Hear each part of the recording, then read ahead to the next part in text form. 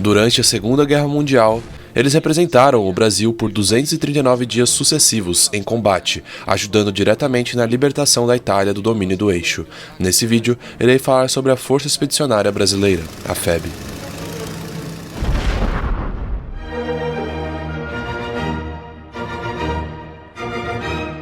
Opa, e aí? Eu sou o Loconte e esse é o Conhecimento Expedido. A Força Expedicionária Brasileira, conhecida também pela sigla FEB, foi uma força militar aeroterrestre constituída por 25.834 homens e mulheres, com seus soldados apelidados de pracinhas.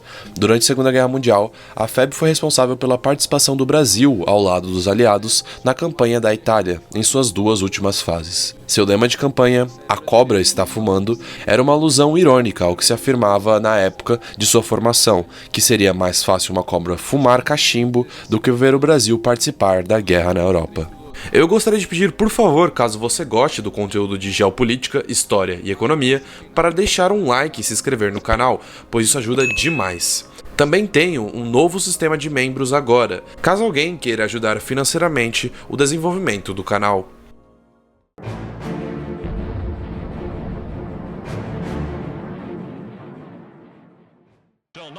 Após o início da Segunda Guerra Mundial, o Brasil manteve sua neutralidade, graças a uma política do presidente Getúlio Vargas, de não se alinhar a nenhuma das grandes potências. Porém, isso foi interrompido no início de 1942, quando os Estados Unidos e o governo brasileiro acertaram a cessão de bases aéreas na ilha de Fernando de Noronha e o recebimento de bases militares americanas.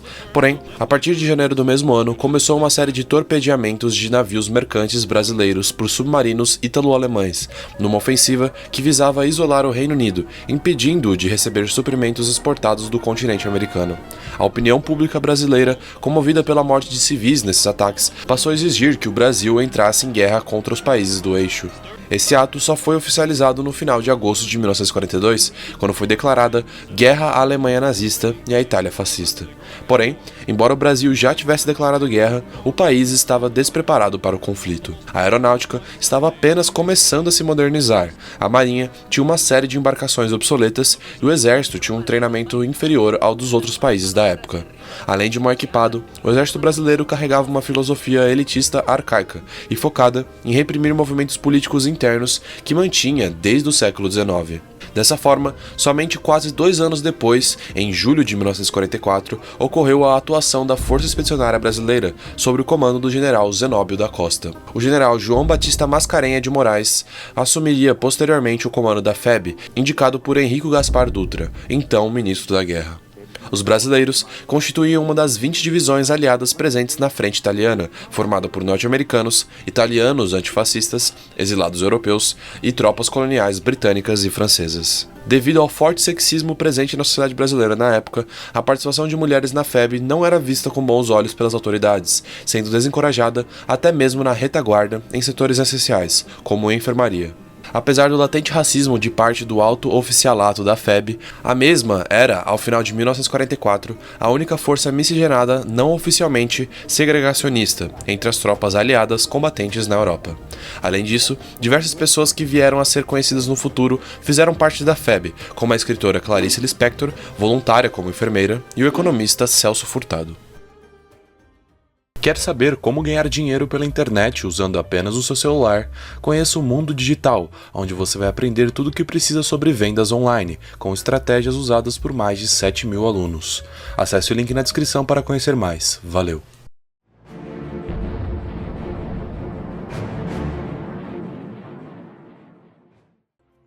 A primeira etapa da campanha da FEB na Itália iniciou-se no mês de setembro de 1944, liberando da ocupação alemã o Vale do Rio Sércio. Em novembro, a FEB foi deslocada com a missão de expulsar as tropas alemãs dos Apeninos Setentrionais, que impediam o avanço dos aliados no principal setor da frente italiana. Dessa maneira, se deu início à segunda e mais longa etapa da FEB na Itália, quando foi designada de tomar o complexo formado por Monte Castelo e outras posições montanhosas em seus arredores. Durante o rigoroso inverno entre 1944 e 45, a FEB enfrentou temperaturas de até 20 graus negativos, sem contar a sensação térmica. Muita neve, umidade e ataques inimigos que procuravam diminuir a resistência física e psicológica das tropas brasileiras, não acostumadas às baixas temperaturas viaturas.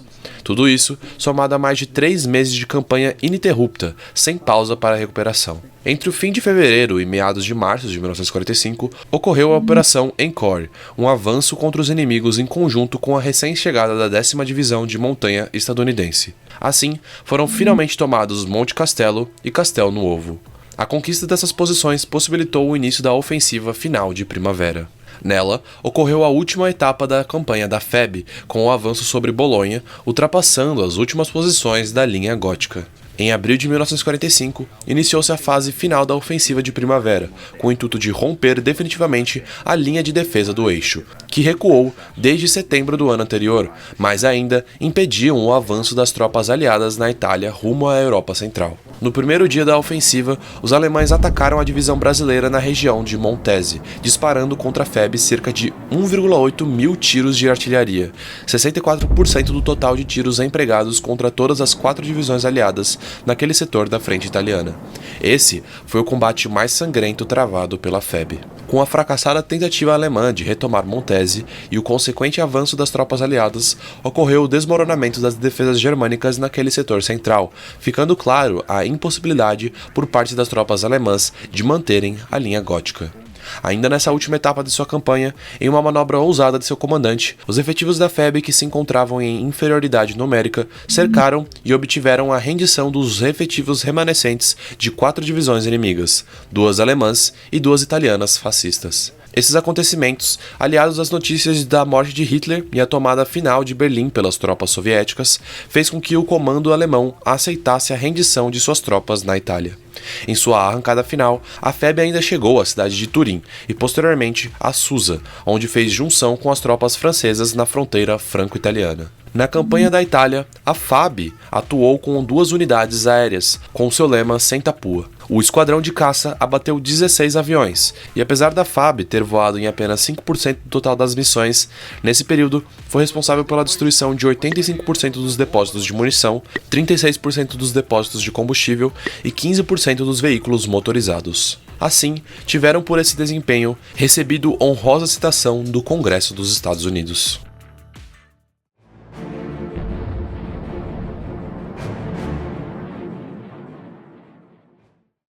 A primeira divisão brasileira realizou um fato histórico, pois foi a única que conseguiu capturar uma divisão alemã inteira durante toda a campanha da Itália. Isso porque, desde a invasão da Sicília, todas as demais divisões alemãs conseguiram se retirar ao norte sem se renderem. A FEB permaneceu interruptamente 239 dias em combate. Como exemplo de comparação, das 44 divisões americanas que combateram na frente ocidental, apenas 12 obtiveram ininterruptamente mais dias em combate que a divisão brasileira. O Brasil teve 454 homens do exército e 5 pilotos da Força Aérea mortos em ação. A divisão brasileira ainda teve cerca de 2.000 mortes decorrentes de ferimentos de combate e mais de 12.000 baixas por mutilação. Ao final da campanha, a FEB havia aprisionado mais de 20.000 soldados inimigos, além de 80 canhões, 1.500 viaturas e 4.000 cavalos. Após o fim da Guerra do Ocidente, o governo brasileiro recusou o convite em colaborar com a ocupação da Áustria. Assim, em junho de 1945, o Ministério da Guerra ordenou a dissolução da FEB. Isso ocorreu porque a campanha da FEB teve um relevante impacto político no Brasil, uma vez que os soldados brasileiros combateram regimes autoritários na Europa, mas, nessa época, o Brasil também vivia um. Mesmo com a sua desmobilização relâmpago, o regresso da FEB, após o final da guerra contra o fascismo, ajudou a precipitar a queda de Getúlio Vargas e o fim do Estado Novo do Brasil. Em 1960, as cinzas dos brasileiros mortos na campanha da Itália foram transladadas do cemitério de Pistoia para o Brasil e hoje jazem no Monumento aos Mortos que foi erguido no aterro do Flamengo, no Rio de Janeiro, em homenagem e lembrança aos sacrifícios dos soldados brasileiros. Após o final da guerra, formaram-se as primeiras associações de ex-combatentes. Isso ocorreu graças ao não planejamento por parte das autoridades militares brasileiras da época. Dessa forma, não ocorreu uma política de assistência e reintegração social de seus veteranos, formada, em sua maioria, por civis sem alta qualificação profissional. Assim, aconteceu o crescimento de associações que passaram a funcionar como única forma de apoio social para os veteranos.